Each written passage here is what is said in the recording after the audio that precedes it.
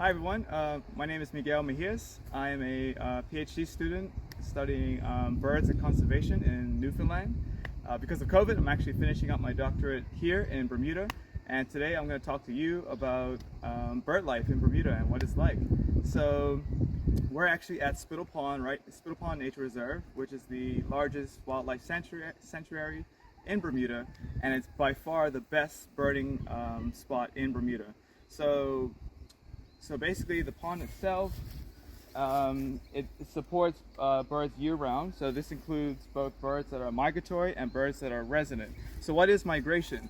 Well, migration is basically the seasonal movement, usually north to south, of birds between their breeding habitat and their non-breeding habitat. So there are some birds that breed in one part of the world, and then when they're finished breeding, they will actually fly great distances south to areas where they don't breed, but they have great weather. Because in some places, like in Canada and parts of the States, it gets really cold, in the winter. So the snow would come. And there are some birds that don't like the snow, and some birds like insects and fruits and berries. And some of those food items become very, very scarce or uncommon that time of year. So birds need to get away from that climate to experience better climates here, so where it's warmer and places where it's warm and they have extra food.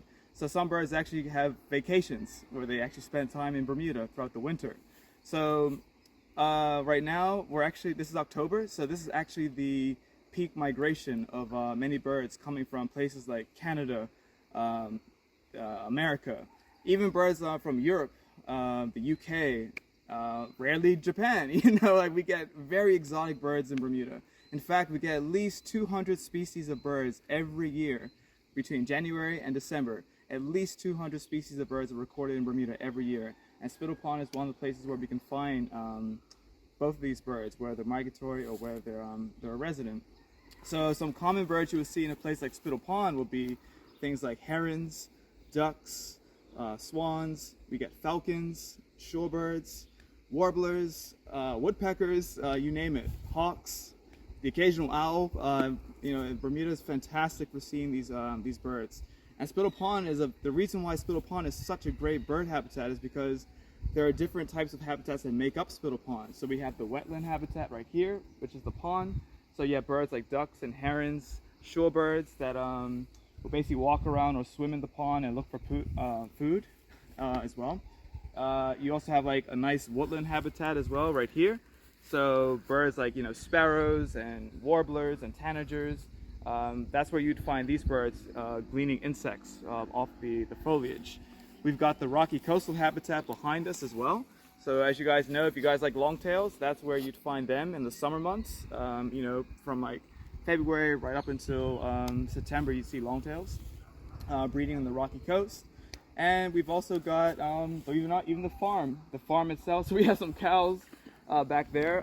So farmland is actually a muddy habitat to some birds like shorebirds. They love walking among the cow manure, looking for insects and things like that. And sometimes they're plucking insects right off the backs of cows as well. Okay, all right. So what you really want to do though, to be a really good birder in Bermuda, like you really obviously need to have sharp eyes and really sharp ears. So you'd really want to invest in a pair of binoculars.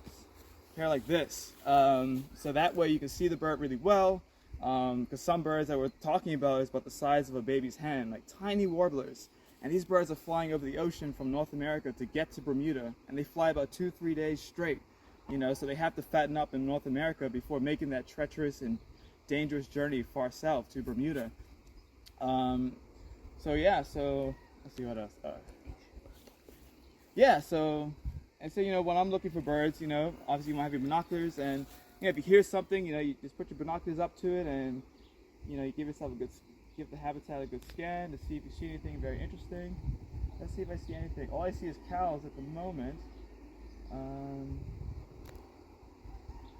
That's great. Okay.